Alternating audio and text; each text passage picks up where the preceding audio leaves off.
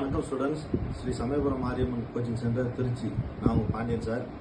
அதாவது நேற்று எல்லாம் வெரிஃபிகேஷன் ஃபார்ம் வாங்கியிருப்பீங்க. நைட்டு எல்லாத்தையும் ரொம்ப லேட்டாக தான் விட்டாங்க. 10:10 ஆயிடுச்சு.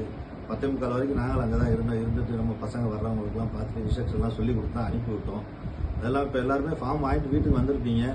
வாங்கிட்டு இப்போ ஃபார்மெல்லாம் எல்லாம் ஃபில்லப் பண்ண ஆரம்பிச்சிருப்பீங்க. ஃபார்ம் ஃபில்லப் பண்ணுறதுக்கு கொஞ்சம் நான் சொல்கிறத மட்டும் கொஞ்சம் கவனிச்சுக்கோங்க. எந்த ஒரு ஃபார்ம் எடுத்தாலும் அதில் எல்லாமே லெட்டர் வந்து கேபிட்டல் லெட்டரில் தான் எழுதணும். அதாவது 10th மார்க் ஷீட்டை பார்த்து உங்களோட இண்டிவிஜுவல் நேம் 10th மார்க் ஷீட்டை பார்த்து எழுதணும். Date of birth 10th mark ஷீட்டை பார்த்து எழுதணும். அப்பா பேர் அம்மா பேர் இப்போ இருக்க பசங்களுக்குலாம் 10th மார்க் ஷீட்டில் வருது. அதை பார்த்து எழுதியிருங்க. அம்மா பேர் அப்பா பேர். Address full and full nativity certificate பார்த்து எழுதணும். அந்த மாதிரி உங்கள் கேஸ்ட்டு சப்கேஸ்ட்டு இதெல்லாமே வந்து உங்கள் கம்யூனிட்டி சர்டிஃபிகேட்டை பார்த்து எழுதுங்க. எதுவும் ஸ்பெல்லிங் மிஸ்டேக் கச்சமிச்சான்னு எழுதிடாதீங்க. ஆதார் கார்டை பார்த்து அட்ரஸ் யாரும் எழுதிடாதீங்க. அட்ரஸ் ஒன்லி நேட்டிவிட்டி சர்டிஃபிகேட், பேர் 10th மார்க் ஷீட் இதை பார்த்து கரெக்டாக ஃபில்லப் பண்ணுங்க. அது இல்லாமல் நீங்கள் இந்த ரோஸ் ஃபார்ம் ஃபில்லப் பண்ணுறதுக்கு முன்னாடி ஒரு காப்பி முதல்ல ஒரு 3 செட்டு பிரிண்ட் எடுத்துக்கோங்க. 3 செட்டு பிரிண்ட் எடுத்துட்டு அதில் ஒரு ஹெட் மாஸ்டர் கையெழுத்து போடுற ஒரு ஃபார்ம் இருக்கும். அந்த ஃபார்மில் வந்து எல்லா பர்டிகுலர்ஸ் ஆஃப் ரெக்ரூட்டோட எல்லாவோட டீட்டெயில் வந்துடும். அந்த டீட்டெயிலை ஃபஸ்ட்டு பென்சிலில் ஃபில் பண்ணி பார்த்துக்கோங்க. ஒரே ஒரு ஃபார்ம் ஃபில்லப் பண்ணிவிட்டு அதுக்கப்புறம் நீங்கள் பாக்கி அந்த ரோஸ் ஃபார்மில் பேனா வைங்க. பேனா வச்சு நீட்டாக ஃபஸ்ட்டு ஹெட் மாஸ்டர் ஃபார்மு, அதுக்கடுத்து ப்ரீ போலீஸ் வெரிஃபிகேஷன், அதுக்கப்புறம் இன்னொன்று வில்லேஜ் ஆஃபீஸர்கிட்ட கேரக்டர் சர்டிஃபிகேட் ஒன்று இருக்கும்.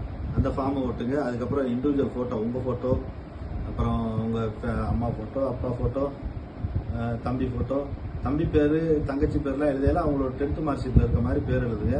அப்புறம் நீங்கள் பர்மனெண்ட் ஆனதுக்கப்புறம் அப்போ தான் உங்களுக்கு நீங்கள் ரிலேஷன் சர்டிஃபிகேட் கொடுக்கல அந்த பேர் உங்களுக்கு அங்கே மேட்ச் ஆகும். இல்லாட்டி நீங்கள் அந்த டைமில் கஷ்டப்பட வேண்டியது.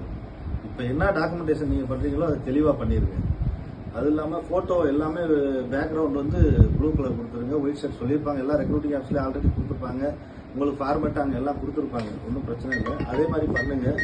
இந்த ரோஸ் ஃபார்ம் மட்டும் நீங்கள் எழுத ரொம்ப தெளிவாக கரெக்டாக பார்த்து எழுதுங்க. போலீஸ் வெரிஃபிகேஷன் ஃபார்மு அதில் மச்சம் எழுத வேண்டியது இருக்கும்.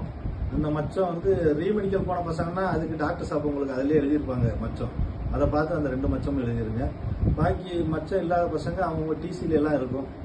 அப்படி இல்லைன்னா யாராவது நல்ல தெரிஞ்சவங்கிட்ட சொல்லிட்டு 2 மச்சம் இல்லைன்னா அவங்க தழும்பு இதை அதில் பார்த்து எழுதிருங்க. வேற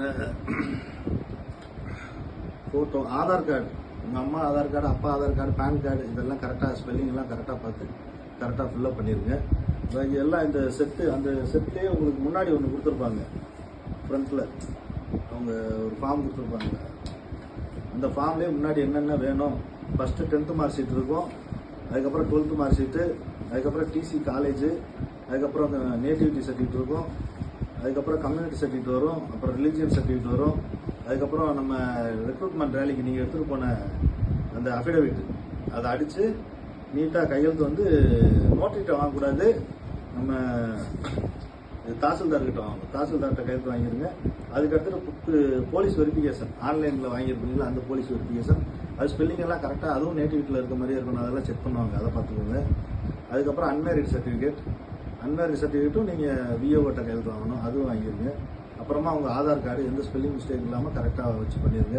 அதுக்கப்புறம் பேன் கார்டு, அப்புறம் சிங்கிள் அக்கௌண்ட் கேட்டிருக்காங்க எஸ்பிஐயில்.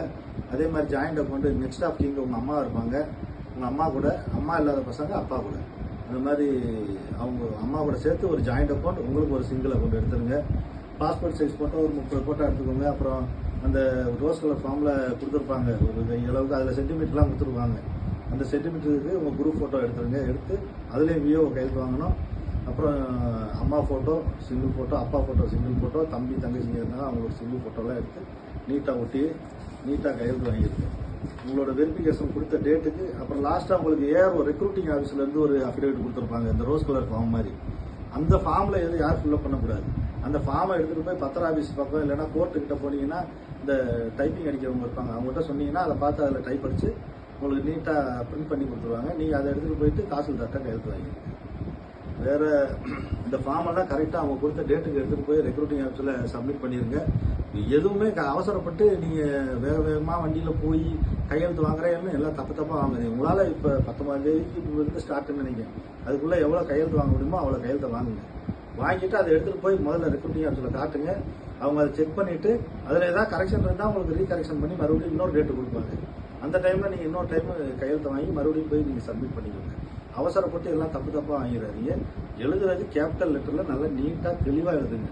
எழுதுறத புரிஞ்சு எழுதுங்க, கச்சமச்சான்னு எழுதிடாது. அப்புறம் இந்த ஃபார்ம்ஸ் எல்லாம் நீங்கள் கையெழுத்து வாங்கிட்டு திருச்சி அவருக்கு வந்து வெரிஃபிகேஷன் பண்ணிட்டு அதுக்கப்புறம் அதோட அட்டஸ்டட் காப்பி கேட்பாங்க. 4 செட்டு கேட்பாங்கன்னு நினைக்கிறேன். அந்த 4 செட்டு காப்பியை ஊர்ல இருந்து எல்லாம் கையெழுத்து வாங்கிட்டு அங்கேருந்து இங்கேருந்து எல்லாம் கரெக்டாக இருந்தால் நீங்கள் அட்டஸ்டட் ஊர்ல இருந்து வாங்கிட்டு வாங்க.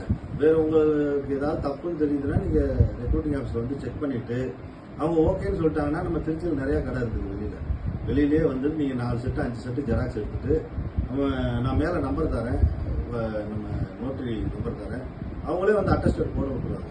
திருச்சியில் அங்கே பக்கத்தில் தான் கோர்ட்டு, நீங்கள் கொஞ்சம் தூரத்தில் போனீங்கன்னா கோர்ட் இருக்குது. கோர்ட்டில் போய் நீங்கள் அட்டஸ்டட் வாங்கிக்கலாம். பக்கத்தில் ஸ்கூல் இருக்குது, அங்கே வாங்கிக்கலாம். இந்த அட்டஸ்டட் வாங்குறதுக்காக நீங்கள் ஊரில் மறுபடியும் போயிட்டு வந்துட்டு இருக்காரு. நான் வக்கீல் நம்பர் கூட மேலே போட்டு விட்றேன். அவர்கிட்ட போனீங்கன்னா அவர் கரெக்டாக உங்களுக்கு கையெழுத்து போட்டு விட்டுருவாரு. நிறைய பேர் இப்போ இதுக்கு முன்னாடி போய் அவர்கிட்ட தான் வாங்குவாங்க, எனக்கு தெரியும். அது மாதிரி போய் அவர்கிட்ட நீங்கள் கையெழுத்து வாங்கிக்கோங்க. பாக்கி நான் சொன்னதெல்லாம் உங்களுக்கு கொஞ்சம் உபயோகமாக இருந்திருக்குன்னு நினைக்கிறேன். ரொம்ப நன்றி.